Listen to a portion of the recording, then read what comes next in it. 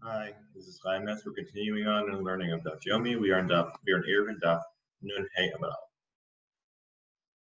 So we've been discussing a lot of interesting stories involving Eruvin, and the question of now we're at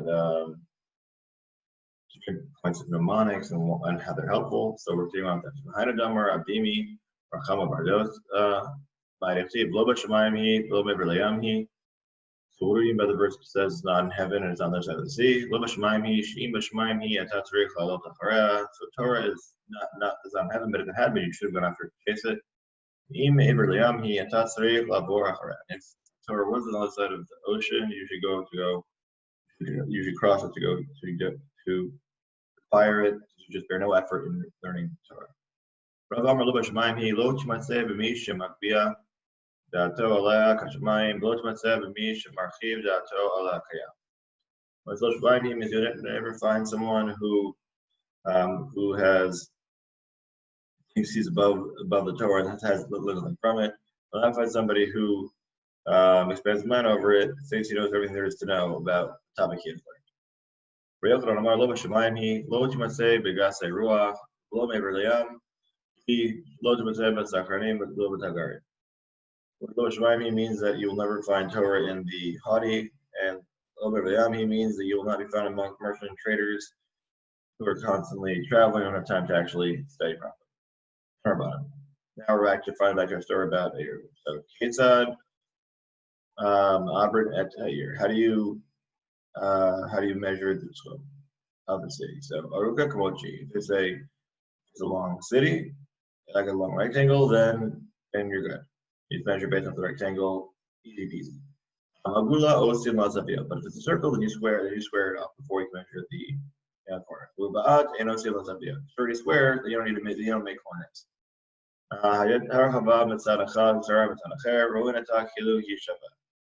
If one side is wider, one side is shorter, let's say like a trapezoidal type shape. So then you actually you'll square according to the longer side. Okay, let me see if we got this. I have a diagram to show everybody in one moment.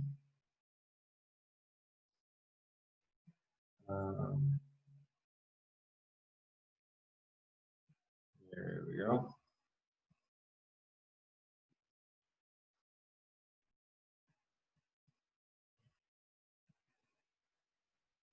There you go. Again, so if it's simply rectangular, it's pretty straightforward. Right? If it's a circle, you have the corners. So, and there we go. Right? So again, if it's here's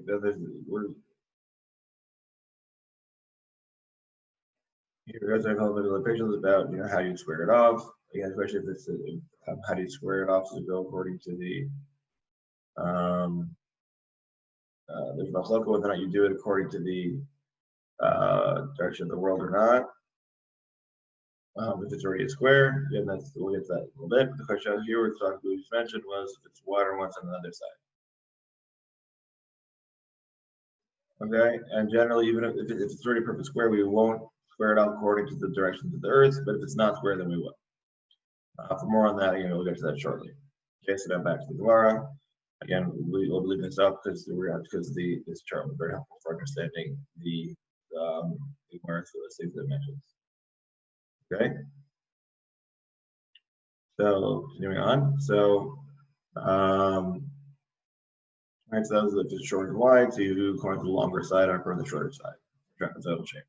So Hayabad you would say between three groups, there's a little bit one house that's farther past the rest of it is in the square. Or there's two strips sticking out. Rowan Otan Kilu Kut Matuach Alehem Moded Mehen Lohalan Amma.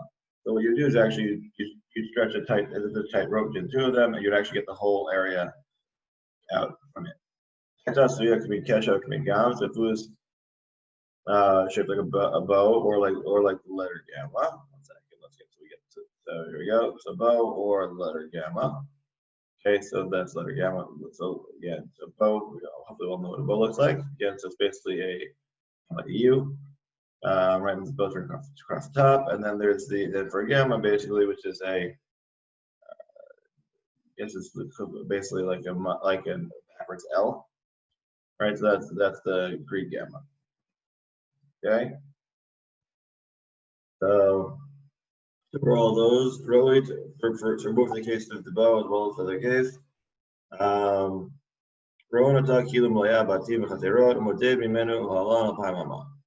you do is you'd fill in that area until it becomes a square, or the gap you fill in the gap, and then you would measure 2,000 amot around it. So now we're going to go back and analyze the breadth that we just quoted and try to figure out what is going on. So Aruka Mochi, right? If it's long, so you tell me the way that it is. Shita, lo tzricha daricha v'katina. Ma'odatema litain ala puja orka. Mashmalan, no. So why do we need to teach the case about if it's if it's a rectangle or how long it is? You just do it based on the size of the rectangle. Should it be obvious? No, rather the cases where you have it's longer or wider at certain points. So you may have thought that this is a case where it's long and narrow. You may have said, right, that you should square it off. Mashmalan, that if it's a rectangle, you don't square it. You don't make it into a square. You leave it as a rectangle. Okay, so we have the case of a square bot and also Mazavio. So if it's where you don't give corners. Shita is obvious. Lo, it's straight rather you square it, but not according to the square of the world. No. Right, so basically if you had a square, right? So let's go back up to that picture right here. Right, so if you had a perfectly square city already, but it's not according to the directions of the northeast, south, west. So again, looks like a diamond. You think maybe you should leave it. It's saying no, you shouldn't do that. So okay, it sounds like we have one house or two houses sticking out on the outside. What do we do about that case? Well, if you stand for one, of course, for two. Because you have one little house sticking out on each side of each side of it. That even two sides also works.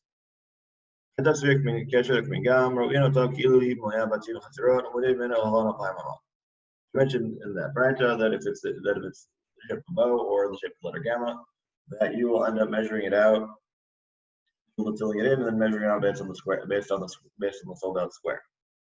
So Amar Huna, Irasuki Keshet, Imish Besh Serashep Achom Herbal Paimam would do la mina yeter. La moted la mina geshet. So if there's less than 4,000 up to the two ends of the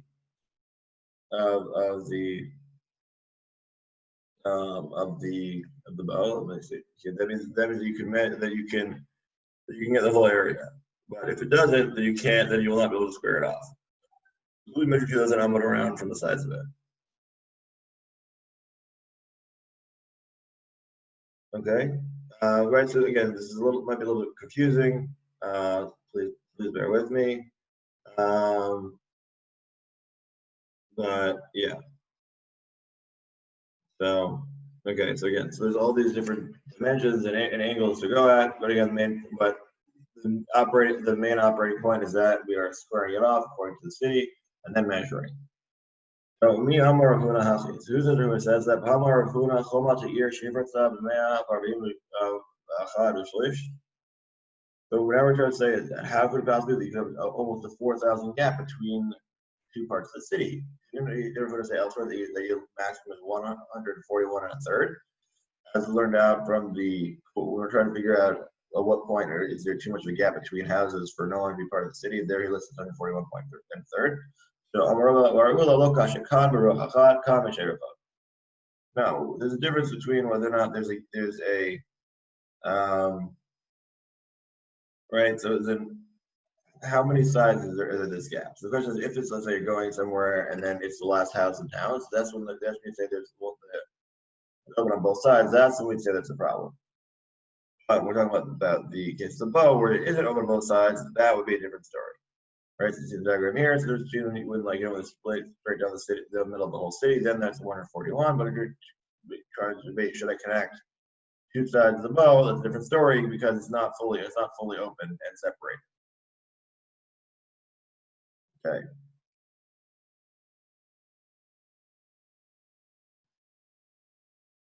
My question, Milan, what you thought is so what's the difference between the 141 case in our case?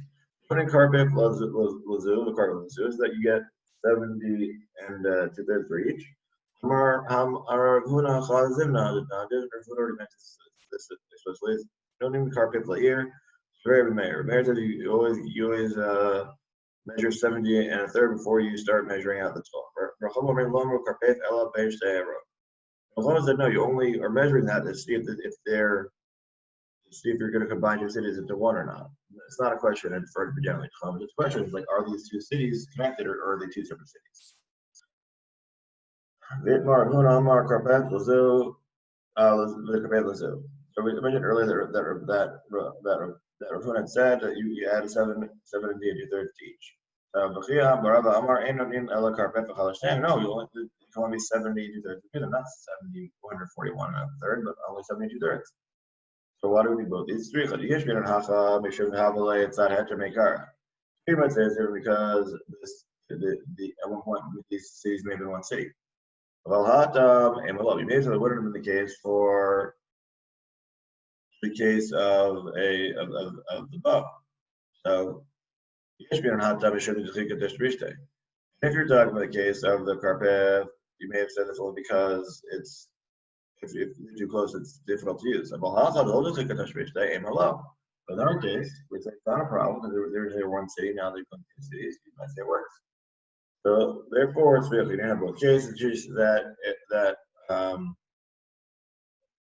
he says the 140 that is 141 in both cases, and that the other opinion says 70 2/3 in both cases.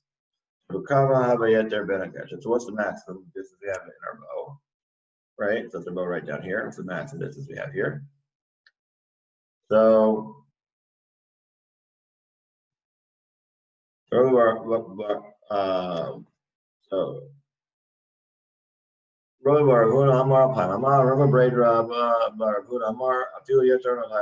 much is it between the bowstring and the center of the city?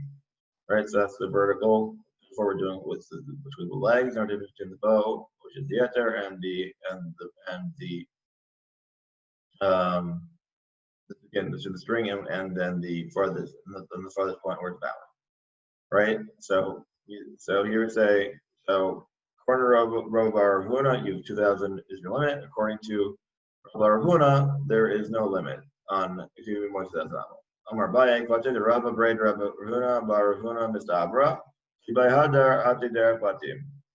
Abai said it sounds more like the beginning is like this is like Rava, son of Rav Bar Huna, because one can always say that you can always go back and walk all the way through the house through the rest of the bow. So therefore, I understand why you'd say that it could be that the distance between the bowstring and the bow itself and the drawing could be so much more.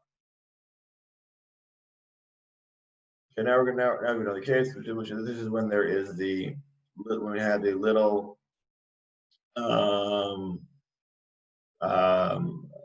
fence is still extant from the city. So we have a picture of that over here. Actually, scroll back up one moment. Okay, here's a Gudit. Okay, there we go. Okay, so Hayusham Gudit Vosar Tzachim. Then you can Silva should be part of the city. My Gudit, what's a Gudiyot? So Amarkuna, Vosh, Machitzon, and Alayam Tikar. It means there's 3 walls remaining from a structure, but there's no longer a roof. That's a Gudit. You buy this. So that's the question. Shema Chitzon, Alayam, you're going to take Ramah. Now we're going to say, okay, so the 3 walls are good enough to be considered to extend the city limits. What if there's two walls and a roof? Ashma, Elumit Abrin Ima. These are included to be part of the city. Nefesh, Sheesh Ba'arba Amot, the monument over a grave that has the air underneath it of 4 Amot by 4 Amot. Gesher, Bakeri Medira, or a bridge or a mausoleum that has a place you could live in it. Beit Knesset, Sheyesh Ba Beit Dira LaChazan, if a shul that has place for the Chazan to sleep. Beit Avodah Zarah sheish ba dira lakomarim, and if you have a house of Avodah Zarah, that is a place for the priests.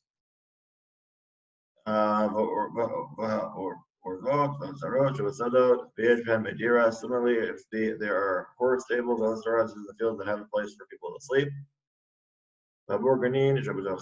Similarly, small watchtowers in the field. BAYT, and also if you have a house residing in the Seer Lake, so all these cases would also count. Let's see. So again, here this is the case of a nefesh.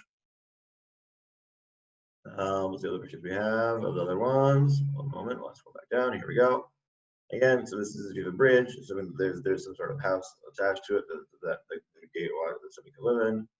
If somebody has, a pool, has a house on the water, that also counts, assuming it's close enough. All those things would count.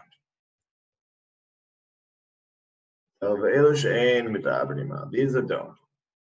So here's the ones that wouldn't be considered to be part of the city for the 12. So nefesh if the tomb is breached on both sides, then wouldn't count. Or if you have a bridge or a grave that doesn't have place somebody to sleep in. Or if you have a beit that doesn't have a place for lodgings for the chazan. Or if you have a house for idolatrous worship, that doesn't have a place for the priest to reside. Similarly, if you have a stable or storage house in the fields that don't have a place for somebody to sleep. Also, if you happen to have a cistern or a water ditch or a cave or a fence or a dovecote, or if you have a house, if you have a boathouse, meaning a house on a boat, none of these would count either. That's again, so again, here are some of the, okay, yes. Okay, so that's that. So those are those. Okay, so we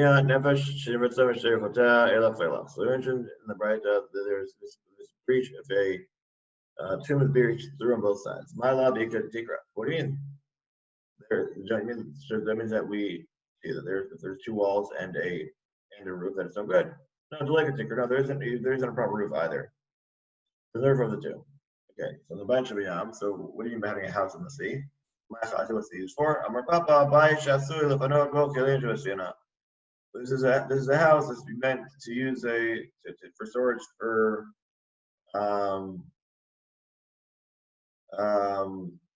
right, so the house is not considered to be part of it. Entrance is because it's basically storage, so then you can't no place to sleep, then want to count. And similarly, if you have a cave, it wouldn't count either. But then Rabbi said that you count the caves. That only counts when you have a structure by the outskirts of it. That's when it counts. Wait.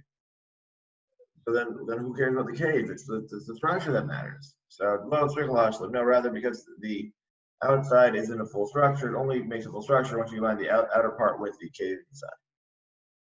Right, those who reside in huts, they don't get the full inhabitants of the city, and therefore they only get it from their homes. They're not considered to be part of the rest of the city. So here, right, these are the little huts, right? They're not full homes. They're not considered to be part of the proper city. Rav says, doesn't the pasuk say that the Jews in the desert they pitched their houses, their tents by the Jordan from Beit Yeshimot to Shittim and their Arvamah. So, Amar Babarana, Vidi Chazili Ahuatra, Vahu Tlata Parse, Tlata Parse. So then Rabbi Barakana and said that Rabbi Yochanan said that I went there and checked, and it is 3 parts saying, but 3 parts saying basically it's 12 mil by 12 mil. This is a very large area.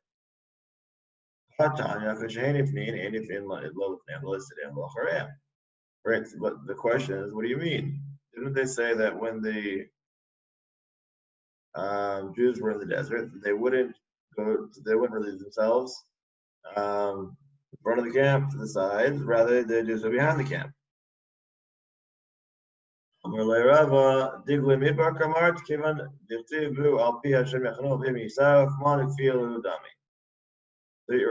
does that work? The answer is that when we learn it from daily Midrash, the way the Jews reside in the desert, it means to say that this is the way that God told them to camp until they camp, and that's how we determine what's front and side versus the back. And also for Tlim as well. So Amar Rav Chinana Bar Kahana Amar Vashi Yesham Shalosh Chaterot Shoshe Batim Hupu. Bar Kahana, Rav Vashi says if there's 3 courtyards of 2 parts of the house amongst all the rest of the huts, that means that the whole area counts as permanent settlement. Therefore, it makes the edge of that whole shanty town. Amar Yehuda Amarav Yoshev 3 fin Halsu Vivara Chayan Enan Chaim Rishayan Uvnan Enan Shalan. Okay, so now while we're talking about dwelling huts, we have this not so kind statement. Number 2, the son of Rav, those who dwell there, I mean those shepherds, real briefly, like all and as well as desert travelers, their lives are not lives, meaning they have very difficult lives, that and their wives are not always their own, and what do we mean by that? So we'll get to that in just a second. So Tanya Mehachi, Eliezer Ish Beria Omer Yoshev Tzrifin Kyoshvek Vari. Labanotem Omer Aror Shachevim Kal Bema. On the top, Eliezer of Beria says, those who dwell on huts are like those who dwell on graves, and if somebody marries the daughters, it is akin to bestiality. First, be asleep to the any manner of beast. My time, why is this? So, Ula Amar, Shelan or Chatzaot, those they don't have any bad habits, they're very dirty like animals. Or Yochanan Amar, Mesh, or Yishin, Zealot Sabbath Tefillah. So, the other answer is that because basically they're so far away from the nearest mikvah that basically when anybody goes out to go to the mikvah, everybody knows. Therefore, everybody's knowing about the everybody else's practices going to the mikvah, which is not considered to be very, which is not considered to be proper, and that's the problem. So my benayu, benayu, nahara, the son of the what's the difference between the issue being that everybody knows that the bathing, or everybody knows about their immersion habits versus they're not having enough water. So the difference is, let's say if they have a river next to their house, therefore they would be able to have a readily accessible tefillah, but would not necessarily be able to bathe properly in it, and that would lead to the women being able to probably do mikvah. Well, but that would not solve the issue of them not bathing frequently enough. Okay, so yeah, that's stuff. And then hang. We continue on with just a moment.